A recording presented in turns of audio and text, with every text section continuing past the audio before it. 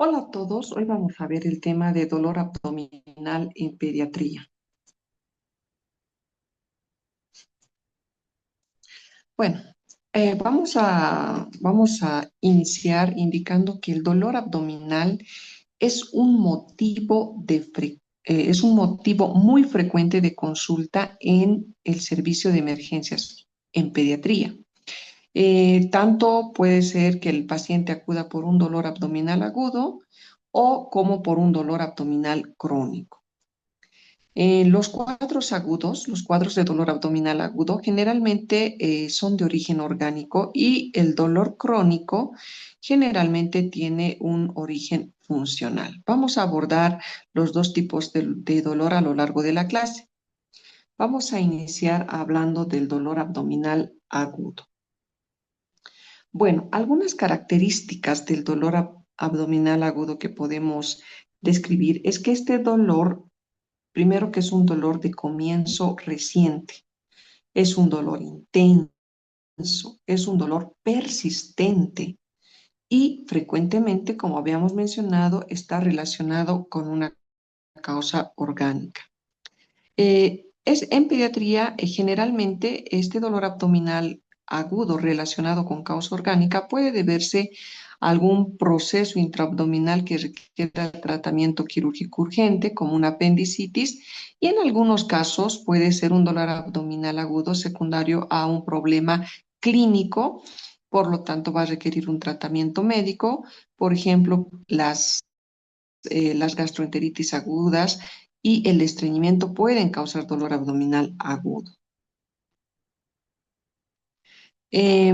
Por otro lado, el dolor puede ser de origen extraabdominal, como es en el caso de la faringitis estreptocócica o la neumonía del lóbulo inferior, ¿no? Y en este caso, pues el dolor puede estar irradiado al abdomen y tras la valoración uno puede pensar que el dolor es de origen abdominal y si no preguntamos y revisamos al paciente, pues resulta ser que tal vez este dolor es de origen extraabdominal, ¿no? Como en estos dos casos. Bueno, en este cuadro más es para mostrarles en relación a la etiología las causas del dolor abdominal de acuerdo al grupo de edad en pediatría. Las que están marcadas en azul son las causas más frecuentes que podemos ver en pediatría. Por ejemplo, de las causas quirúrgicas en los pacientitos neonatos o lactantes, las causas pueden ser una estenosis hipertrófica de píloro, sobre todo esto en los neonatos, luego seguida de la invaginación intestinal, la malrotación intestinal. En los preescolares, la causa más frecuente quirúrgica de dolor abdominal agudo es la apendicitis y posteriormente también podemos ver casos de invaginación intestinal, trauma abdominal cerrado, donde obviamente va a existir el antecedente de que el niño ha sufrido un trauma a nivel abdominal. Otra causa que también vemos es la torsión testicular u ovárica. Y en escolares y adolescentes, dentro de las causas quirúrgicas está la apendicitis como algo frecuente, la colecistitis, y ya luego se puede ir seguido, ¿no? De la urolitiasis, trauma abdominal cerrado o la torsión testicular u ovárica, ¿no? Y en las causas médicas eh, puede haber dolor abdominal agudo de causa médica, por ejemplo, en el neonato y en el lactante menor de un año, cólico del lactante, y seguida de las gastroenteritis, ¿no? Porque las diarreas también pueden producir dolor abdominal por el aumento de la peristalsis intestinal, un dolor tipo cólico. También los pacientes con intolerancia a la lactosa pueden presentar datos de dolor abdominal y constipación, ¿no?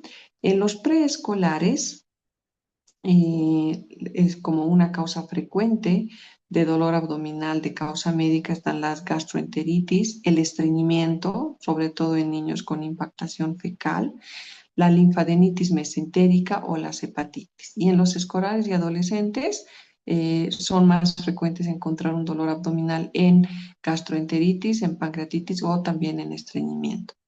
Como habíamos mencionado, pueden haber causas extraabdominales de dolor abdominal En preescolares, la neumonía, las faringitis, la vasculitis por IgA, la infección urinaria. Y en los escolares adolescentes, la infección urinaria, la vasculitis por IgA, en algunos casos no son comunes, pero el embarazo ectópico y la cetoacidosis diabética.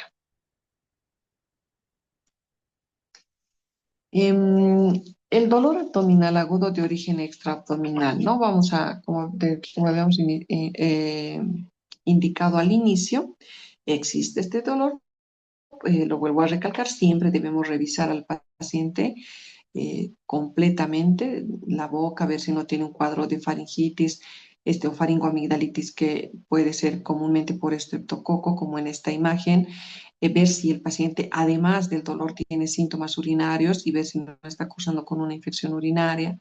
Eh, Aparte de eso, como les decía, también puede haber dolor abdominal en el caso de una neumonía del lóbulo inferior, como se ve en la imagen. Es un dolor irradiado y eso nos puede hacer confundir. En el caso de un síndrome urémico hemolítico, hay dolor abdominal, torsión testicular y la intoxicación por hierro, ¿no? Muchas veces a las mamás, se les da a las mamás que están en etapa de gestación, les dan tabletas de sulfato ferroso y lamentablemente cuando ellas no tienen el cuidado de mantener fuera del alcance de los niños, pues los niños los ingieren y una intoxicación por sulfato ferroso o por hierro puede causar dolor abdominal y otros problemas más, ¿no? Compromiso hepático. Bueno, en general, una vez que nosotros, pues después de hacer después de ver, hacer la anamnesis y ver la edad del paciente, ¿no? Empezamos con la historia clínica para iniciar y hacer el abordaje diagnóstico. Entonces, en la historia clínica es muy importante preguntar sobre la capacidad para alimentarse, qué capacidad tiene ese niño para alimentarse. Y esto tiene que ver porque algunos niños pueden, aparte del dolor abdominal, pueden presentar vómitos, ¿no? Y tenemos que preguntar las características del vómito, si ese vómito es en proyectil, si ese vómito es lácteo, por ejemplo, en niños lactantes pueden tener un vómito lácteo. Los niños con hipertrofia pilórica, los neonatos, el vómito que presentan es lácteo, ¿no? Podemos preguntar si el niño tiene vómitos gástricos, si el contenido del vómito es biliar o si el vómito es con sangre, que en este caso pues nos estaría orientando una hematemesis en niños, por ejemplo, adolescentes que cursan con hematemesis secundaria a una enfermedad ulceropéptica, ¿no? Ellos también tienen dolor, pero pueden asociarse también a hematemesis. Luego es importante preguntar sobre el patrón de evacuaciones habitual del niño, ¿no? Es importante saber esto porque como habíamos dicho, una causa médica de dolor abdominal pues son las gastroenteritis, la diarrea, el estreñimiento. Entonces, nosotros tenemos que preguntar al papá o a la mamá cuál es el patrón habitual de este niño, porque no nos olvidemos que en pediatría el patrón de evacuaciones varía de acuerdo a la edad. Un lactante, un neonato puede presentar evacuaciones una vez al día hasta 8 veces por día, ¿no? Y la consistencia también es variable en relación a un niño que ya recibe alimentación, ¿no? Entonces, todo eso tenemos que conocer para saber si ese niño está cursando también con una gastroenteritis o con un estreñimiento. Otros síntomas que tenemos que preguntar o indagar es sobre las quejas geniturinarias. Hay que preguntar a los papás si el niño tiene problemas para miccionar, si tiene dolor al orinar, si tiene poliuria o si tiene polaquiuria, ¿no? Que nos estarían orientando a tal vez que nos estarían orientando a una infección urinaria. En adolescentes, pues hay que preguntar siempre la historia la historia menstrual en las niñas, se han iniciado con los periodos, cada cuánto, si son regulares, para ver si no está relacionado el dolor con este antecedente. Y hay que preguntar también sobre la recurrencia del dolor. Puede que el niño acuda a emergencias por un dolor abdominal agudo, pero puede que no sea la primera vez, puede ser que este dolor sea recurrente y que él tenga varios episodios de dolor abdominal por los que acude constantemente al servicio de emergencias, ¿no? En la recurrencia del dolor nos va a llevar, vamos a preguntar, como les decía, si ha habido episodios previos y cuando hay episodios previos de dolor abdominal, nos está indicando ya un dolor abdominal crónico recurrente y lo más probable es que ese paciente tal vez no tenga una causa quirúrgica, ¿no? Entonces eso hay que evaluar bien si es un dolor abdominal crónico recurrente o es un dolor abdominal agudo cuando el paciente acude al servicio de urgencias. Algo muy importante que pues tenemos que preguntar en relación al dolor es el mnemotécnico que ya todos conocemos, que es el ALICIA, ¿no? Sobre la aparición, localización, intensidad, la característica o el carácter del dolor, la irradiación y si hay factores agravantes o atenuantes. Es muy importante hacer estas preguntas sobre el dolor, pero no todos los pacientes nos van a poder colaborar. Por ejemplo, los niños pequeños, los niños menores de 5 años, no nos van a poder dar datos específicos sobre la localización, sobre el carácter del dolor, pero sí los niños más grandes, los niños mayores de 10 años, es más fácil que nos puedan dar estos datos para así nosotros poder orientarnos a qué tipo del dolor está el niño presentando y pues relacionarlo con el posible diagnóstico. Otra cosa que hay que preguntar siempre, siempre dentro de los antecedentes es si el niño ha sufrido alguna caída, si justo ese día estaba jugando algún deporte o estaba haciendo algún deporte, ha sufrido un golpe con un balón, porque eh, siempre tenemos que preguntar eso para ver si no se trata de un trauma abdominal. Bueno, en relación a la localización del dolor es muy importante porque, por ejemplo, los recién nacidos y los lactantes a menudo se presentan con quejas de llanto incesantes e irritabilidad. Ellos no nos pueden dar datos específicos, pero la mamá, no, como ellas siempre están con los bebés, ellas observan que estos niños pueden... eh, pueden llevar las piernitas al abdomen y tensarlas durante el llanto. Entonces, eso es una señal o un signo que el niño está haciendo de dolor.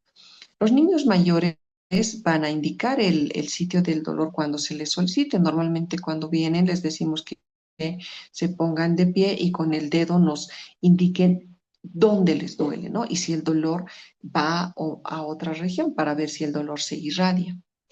El dolor epigástrico, por ejemplo, en los niños grandes, que nos indican que un dolor localizado en el epigastrio tiene más probabilidades de estar asociado con un cuadro de gastritis o una pancreatitis, cuando además el dolor es en cinturón, que va a la región lumbar bilateral.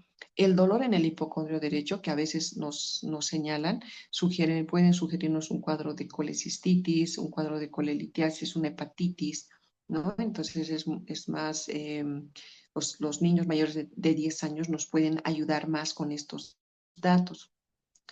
Dentro de la anamnesis también debemos preguntar si el paciente recibe algún medicamento, ¿no? Si hay una historia previa de consumo de AINES que puede asociarse a gastritis medicamentosa, ¿no? Entonces, eso es importante. También hay que preguntar si el dolor es lumbar, ¿no? Y que si ese dolor se irradia a la ingle, puede sugerirnos una nefrolitiasis.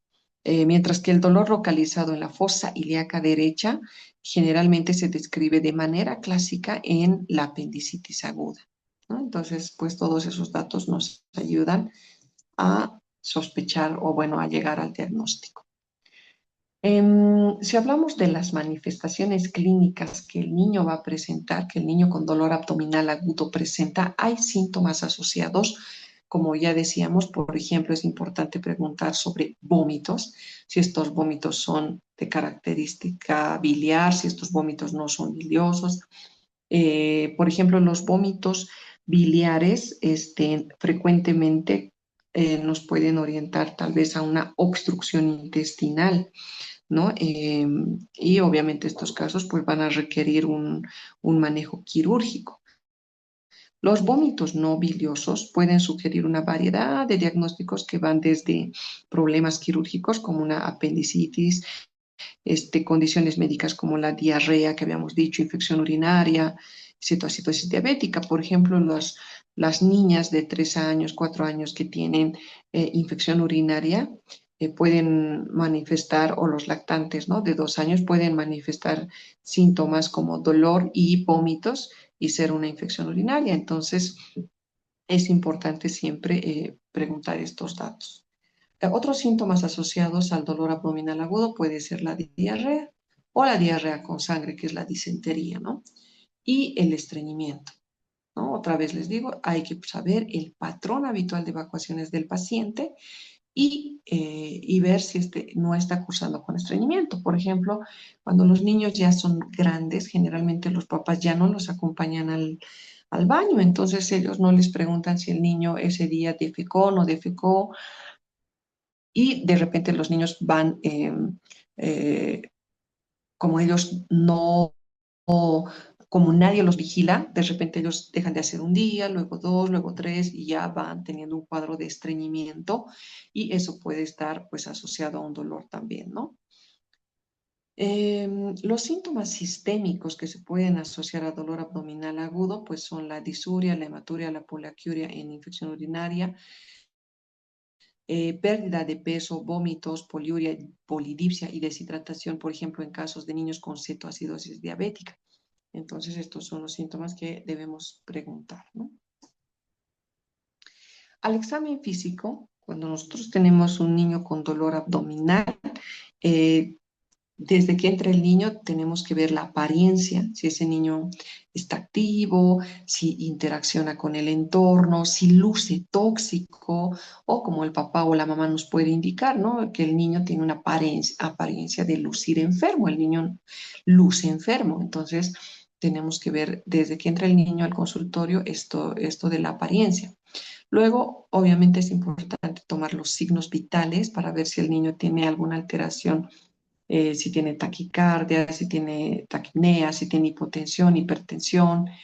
eh, y en la boca tenemos que examinar la faringe en busca de exudados o eritema, ¿no? Para descartar una faringitis o una faringoamigdalitis. A nivel de los pulmones, siempre tenemos que hacer el examen físico para descartar que no haya una neumonía del lóbulo inferior derecho, que no haya un proceso neumónico. Y en el abdomen, pues ya de manera más detallada, como está acá, a nivel de la inspección, debemos ver si ese paciente está con distensión abdominal o el abdomen, pues está distendido o no distendido, ¿no? Si hay rigidez, si hay, también tenemos que verificar, ¿no? Si protruye, porque por ejemplo en los lactantes con estenosis hipertrófica de píloro se puede ver a la inspección una ligera protrusión a nivel de al nivel de la región epigástrica, entonces tenemos que ver eso. También en algunos pacientes puede haber movimientos peristálticos que se ven a la simple inspección. Se tiene que buscar y ver si no hay circulación colateral que nos puede estar orientando a un problema ya de cirrosis, bueno, perdón, de algún problema hepático. Entonces, todos estos datos que tenemos que ver a la inspección, ¿no? A la auscultación tenemos que obviamente valorar los ruidos hidroaéreos, si estos están aumentados, como en el caso de las gastroenteritis, si están disminuidos o ausentes, como en los casos de peritonitis, ¿no? Entonces, esto pues hay que valorar. A nivel de la percusión tenemos que percutir el abdomen si hubiera a la percusión timpanismo evidente, o meteorismo que está relacionado con obstrucción intestinal, o si hay matidez que estaría relacionado con visceromegalias, ¿no? Si el paciente tiene una esplenomegalia o una hepatomegalia, vamos a percutir y vamos a encontrar matidez más de lo normal. A nivel de la palpación, tenemos que hacer el signo del rebote, donde el niño al toser, saltar, soplar, va a presentar dolor, y esto es sugerente de una apendicitis, ¿no? Sobre todo en la fosa ilíaca derecha. Y también hay que ver los signos de irritación peritoneal. Una recomendación muy importante a la hora de examinar al niño, al lactante, al adolescente, es siempre tener un ambiente cálido y las manos, hay que tener un buen aseo de las manos calientes también, porque a veces los lactantes cuando están enfermitos están irritables y pues los podemos con las manos frías, puede ser que este niño tenga más llanto y entonces el examen no va a ser tan confiable. Entonces tenemos que calentar las manitos, el ambiente, tenemos que distraer al niño mientras realizamos el examen físico, hablarle de otro tema y estar muy tranquilo, hay que estar realmente muy calmado y también hacer de que el niño esté lo más calmado posible para poder examinarlo, porque nos puede confundir, ¿no? Y si el niño tiene miedo, si lo empezamos a palpar o a examinar con las manos frías, de repente empieza a llorar y eso no nos va a ayudar a hacer un buen examen físico a nivel abdominal. Dentro de lo que son los exámenes complementarios, eh, en general, no nos van a aportar al diagnóstico si se solicitan de forma indiscriminada. Entonces, una vez hecha una buena anamnesis y un buen examen físico, vamos a poder dirigir los exámenes complementarios que necesitamos para confirmar nuestro diagnóstico. Dentro de los exámenes, podemos solicitar un hemograma completo, los reactantes de la fase aguda, de velocidad de sedimentación, velocidad de sedimentación y la proteína C reactiva, un examen general de orina. Si sospechamos si hay una fuerte sospecha de infección urinaria, aprovechando el urocultivo. Si el niño llega con datos de deshidratación, si se asocia al dolor abdominal, diarrea o aparenta un cuadro con deshidratación, los electrolitos para ver si no hay algún desequilibrio hidroelectrolítico y el coprocultivo en el caso de niños con diarrea, ¿no? Para saber si pues esta diarrea o en el caso de la disentería para ver, ¿no? La etiología. También se debe solicitar las pruebas de función hepática y pancreática cuando así lo amerite, de acuerdo a la anamnesis y al examen físico, ¿no? Si sospechamos de algún problema hepático, una hepatitis o una falla hepática que estuviera asociada al dolor que el niño presenta, nos va a ser de gran ayuda, o en una colelitiasis en un adolescente. Y pruebas de función pancreática cuando sospechemos de una pancreatitis, ¿no? Esos serían los exámenes que podríamos pedir en una primera fase. Y de los exámenes de imagen, la radiografía de abdomen.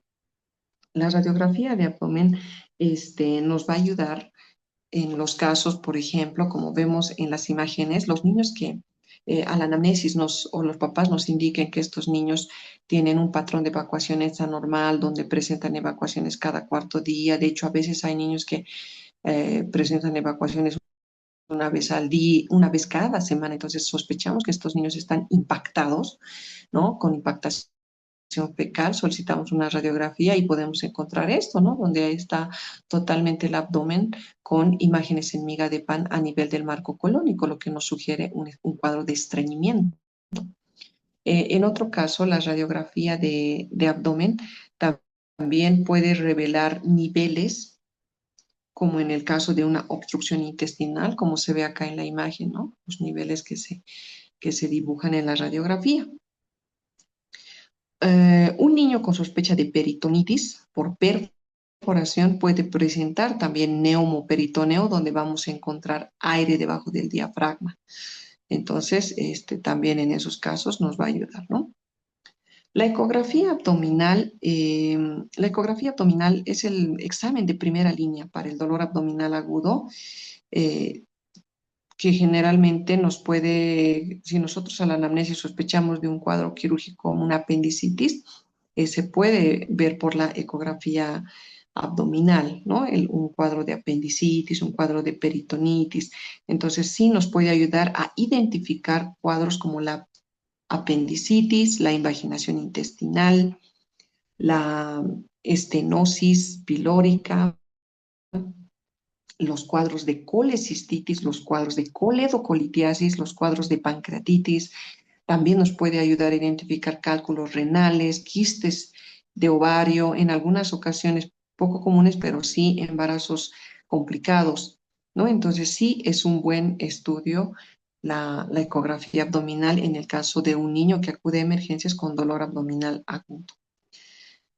Bueno, es importante mencionar también que si bien este estudio nos ayuda bastante, esto depende del operador, ¿no?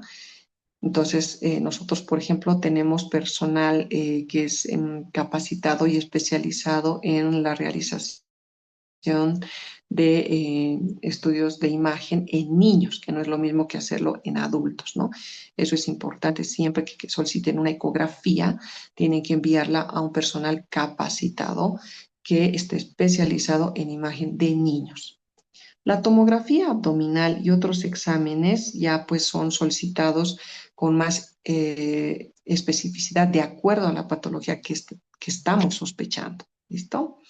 Bueno, en el manejo del dolor abdominal agudo en la parte inicial, en la fase inicial, si se trata de dolor abdominal de causa médica, debe instituirse el tratamiento específico de acuerdo a la causa. Si ustedes encuentran una gastroenteritis aguda, obviamente le van a hacer o le vamos a indicar el tratamiento para el cuadro de la gastroenteritis.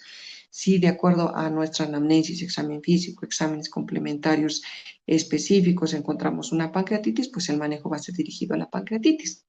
Pero en forma general, si sospechamos de un dolor abdominal agudo quirúrgico, sobre todo una apendicitis, el manejo incluye la internación del paciente, obviamente el ayuno, tenemos que vigilar que el paciente tenga una vía aérea permeable, ventilación, oxigenación, que tenga un acceso venoso. Dependiendo del caso, se puede instalar una sonda nasogástrica caída libre en el caso de una obstrucción o un ilio. Debemos corregir la hidratación porque muchas veces estos pacientes llegan deshidratados y también si existe desequilibrio, ¿no? Como habíamos explicado anteriormente, dentro de los exámenes básicos solicitamos electrolitos en caso de que estos niños estén deshidratados y si hubiera alguna alteración tenemos que corregirla. Tenemos que rectificar trastornos de la coagulación. Generalmente si sospechamos de un cuadro quirúrgico, pues pedimos un coagulograma y si estos están alterados, tenemos que corregir con transfusión de plasma fresco congelado o administración de vitamina K, dependiendo del caso. Se pueden utilizar antibióticos ante sospecha de perforación, ¿no? De víscera hueca, como la cefotaxima, como esta cefalosporina de tercera generación, o el metronidazol para cubrir estos posibles agentes bacterianos. Y obviamente debemos solicitar la valoración y el manejo por cirugía pediátrica.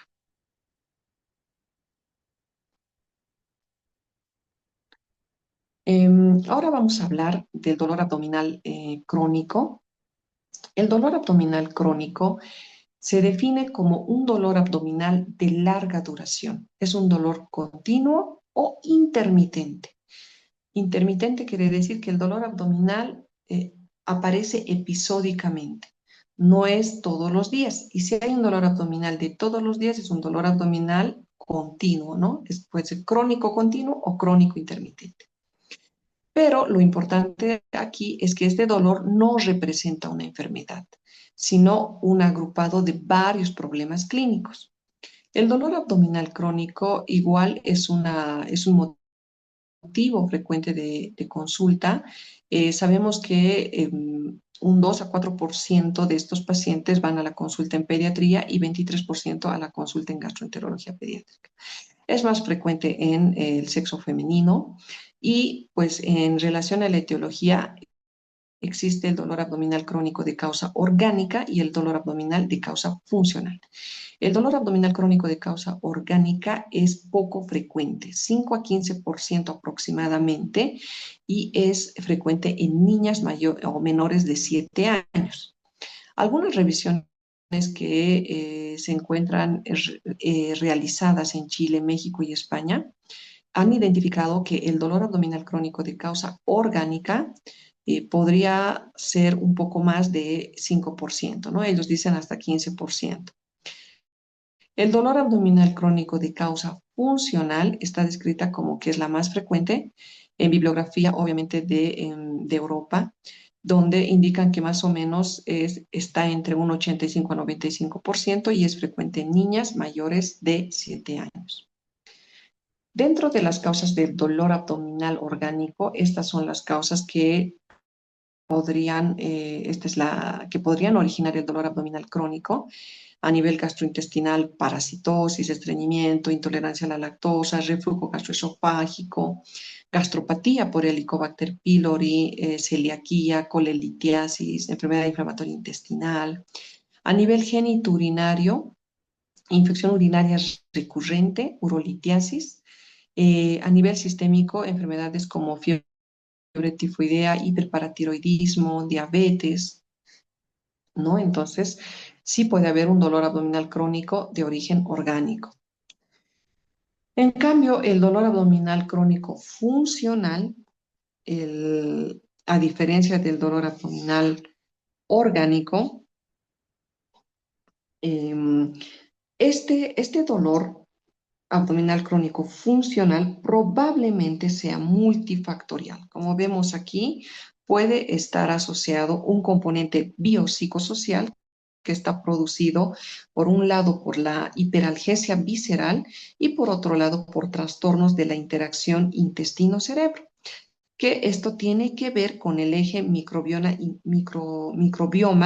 intestino-cerebro. Y por último, está implicado los factores psicosociales como el estrés, la ansiedad y la depresión, ¿no? Entonces, estos tres factores podrían condicionar o explicar el dolor abdominal crónico funcional.